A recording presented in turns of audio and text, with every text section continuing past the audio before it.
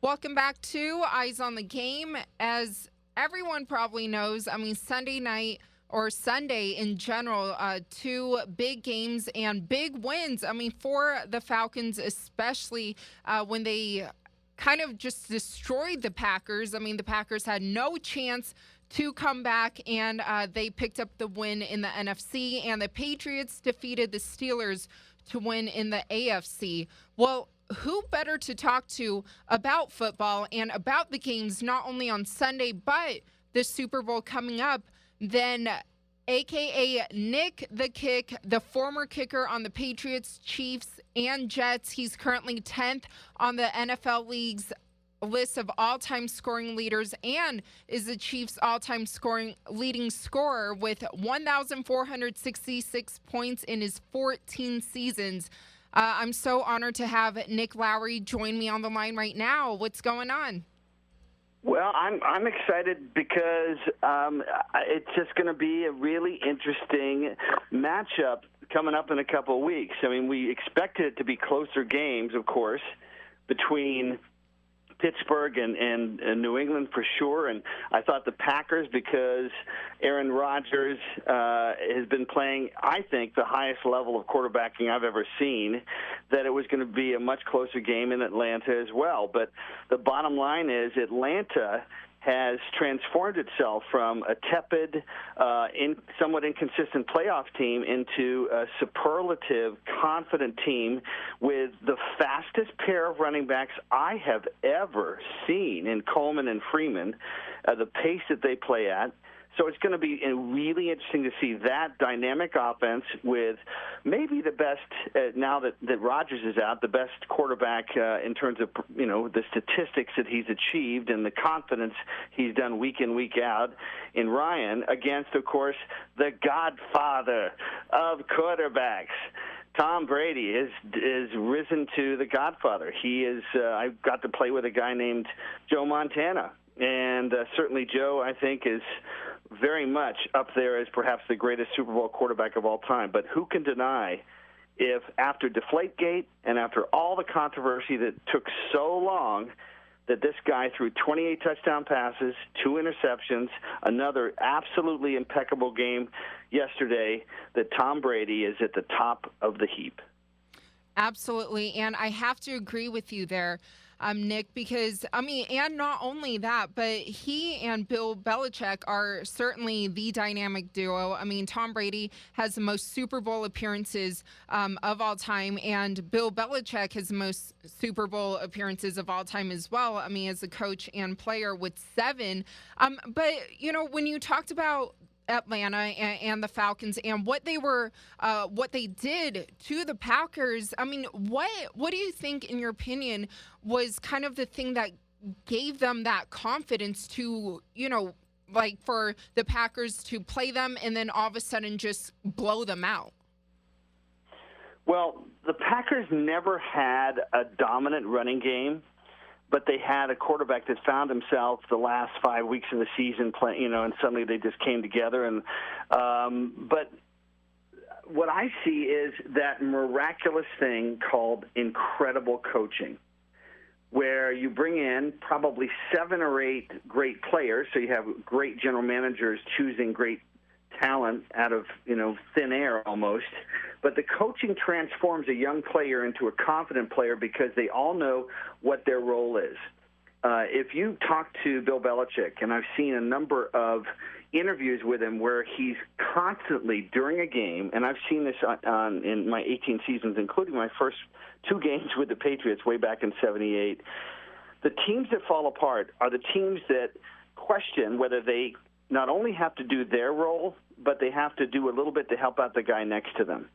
And what Atlanta does is they know their roles, and they are absolutely clear in their expectations. So even though they have 7 or 8 players on defense that are in their first or second year, these guys, there's just no hesitation on offense or defense. And that comes down to the 2 finest coaching jobs in the National Football League, bar none, Bill Belichick, and then with Atlanta, a coach that's never really until now gotten any credit. So I'm really looking forward to it. With 2 weeks, with an extra week, that coaching factor doubles, right? Because they have so much more time to put in new stuff. In a normal week, on a Wednesday, which is your first day of real practice, they put in and they'll practice a new play for 4 plays, almost never more than that.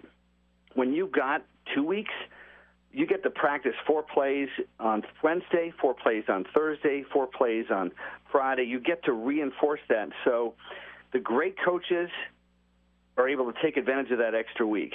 And that's going to make it very tactically an interesting game, as well as, of course, the amazing personnel and talent that are on both teams. Now, looking ahead and at the Super Bowl, it's no surprise that the early favorite is the Patriots. I mean, they've had 7 Super Bowl appearances in the past 15 years, whereas the Falcons, I mean, this is Matt Ryan's first time in his 9-year career that he will play in the Super Bowl, as well as Dan Quinn making his first trip there as well.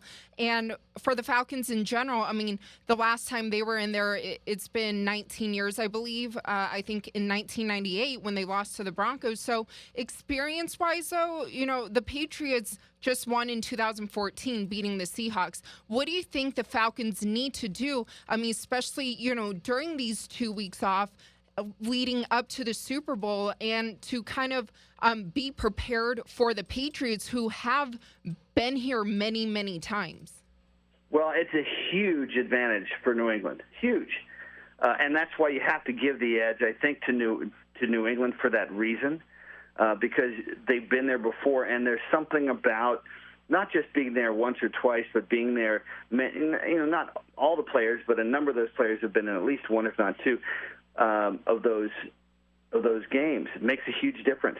The best example I can draw from is when the first, if you will, Dick Vermeil 1.0 with Philadelphia practiced in New Orleans with his Philadelphia Eagles, and they all said they had their best practice of the year on Wednesday. They shot their wad early. They just didn't have it left. Meanwhile, the Raiders, you know, they were out partying on all in downtown New Orleans and having just a ball and relaxing a little bit, the old Kenny Stabler style, not taking themselves too seriously. That's the first thing that happens with the new team. It's sort of like the mother that's had their first kid, and they say that the kid drops its binky and they pick it up and wash it off 50 times, and then the second kid, they wash it off maybe once, and the third kid, they don't even wash it off. They stick it back in their mouth. That's a little bit like it is for, I think, the Patriots. They know what matters, and they also know that they can't take themselves too seriously and get too intense. So that's going to really be a factor.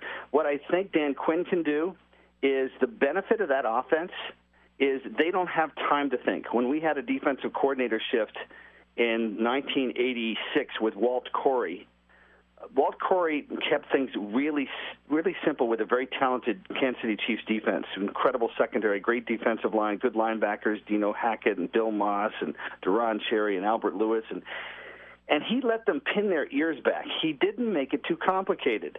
A lot of coaches overcoach, and the style of Atlanta is to let their guys do what they do best, and that allows them to not think too much.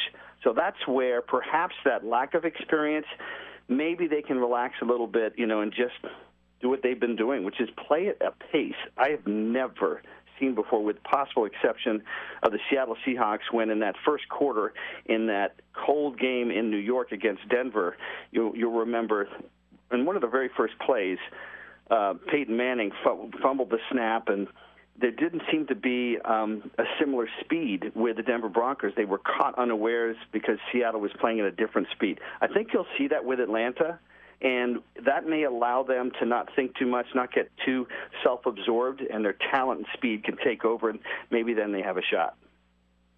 So if you could make a prediction, though, who do you think? I know you said that the Patriots, have the advantage, but do you think that they will win? Well, what the Patriots do, that's no surprise anymore. Number one, they don't give you any bulletin board material. You won't see any player, in the past, whether it was a Randy Moss or guys that, used to have big mouths on other teams. Suddenly they become like little saintly haloed athletes, They just are the most well-behaved schoolboys with their uniforms on, because they have been sold so well by Belichick that you just do your focus always on the job. Never take yourself too seriously, but take the job seriously. Work your butt off. Never get complacent, and don't give the other team bulletin board material by talking about yourself. So that's the first thing, is that they won't help the other team. They don't give any information out, and they prepare incredibly well. The edge, to me, has to be New England, because I still think Tom Brady has that mission to be forced to receive the Super Bowl championship trophy from the commissioner of the National Football League, who has been stalking him for 2 years. I think when Roger Goodell, can you imagine waking up at night, Tom Brady envisioning Roger Goodell handing that Super Bowl trophy to him? It's got to be a gratifying and motivating image for him and for the team, and I think that gives them the added edge in the end. Yeah, but what do you think about the whole situation with that and the Deflategate and everything?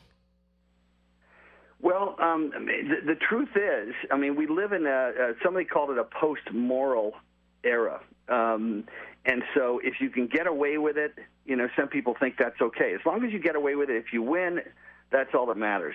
And I do hope that while I'm a former Patriot, even though briefly, and while I truly admire the coaching of that team, and I truly admire Tom Brady and his humility, his dedication. He's a down-to-earth guy.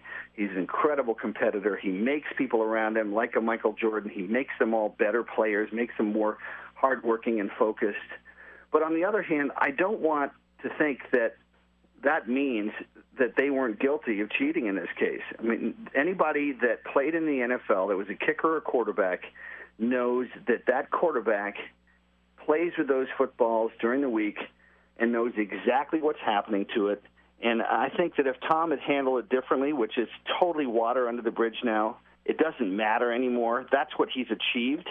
But if he was to do it again, maybe he might say, you know what, maybe I should have just said it was misinterpreted. It's my fault for letting it get out of hand. I'll never do it again. And then when you admit that maybe you made a mistake, people can put it behind them, but they never have. So I'd hope that even in the validation and the redemption of winning a Super Bowl, which they may well do, that we don't think that means that this didn't happen. It just means they're so good that it really wasn't nearly as important as some people made it out to be. Yeah, and very well said there, Nick. But also looking at the Super Bowl, were you surprised that the Falcons got this far? I was. I just didn't believe. I saw how they destroyed some teams, including the Cardinals, because of their speed. The Cardinals have a talented team, and the Cardinals play at a pretty rapid pace, and they have a good defense, and yet they were outmatched. And I really think Freeman and Coleman, then you throw in, of course, Jones, who's just a beast at wide receiver, and a quarterback who's playing, at the highest level. They have a shot. But I really think the Kansas City Chiefs could beat Atlanta. I didn't expect them to be this consistent. I thought they would hiccup in the playoffs because they've had problems in the past. And have you seen any hesitation? I haven't seen any hesitation. I see a flawless team, and for that reason, I think for the most part, this team will play quite well, and it should be a decent game. Yeah, and I have to agree with you on that.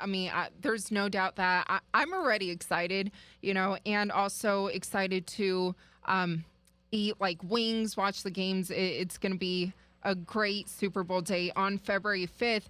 But, Nick, before I let you go, though, and because you were such a great kicker, like I mentioned earlier, 10th on the NFL League's list of all-time scoring leaders, what do you think about the kickers on each team, Gostkowski and Bryant? Well, first of all, I was the most accurate kicker in NFL history. Thanks for mentioning that. And I was the highest scoring kicker. I passed Jan Stenerud when I finished playing. So during my career, I was able to break all the records that mattered. And the guys today are even better. They're just incredible. So Vinatieri, the former Patriots kicker, is right up there.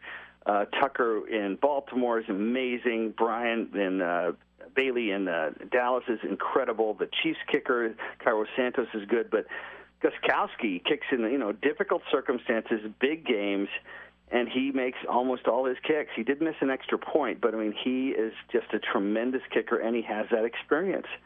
Bryant is an excellent kicker, and the good news for both of them is they're playing in Houston in pretty much a dome stadium. There's not going to be a lot of wind or weather issues for them. So chances are they should both do well. And one of the consistent things you see with great teams, very clearly, absolutely the best teams have world-class quarterbacks, and every one of them has a great kicker. You got to have that because it's like the great golfer, that hits the perfect drive and sets himself up or herself up for a 10-foot putt.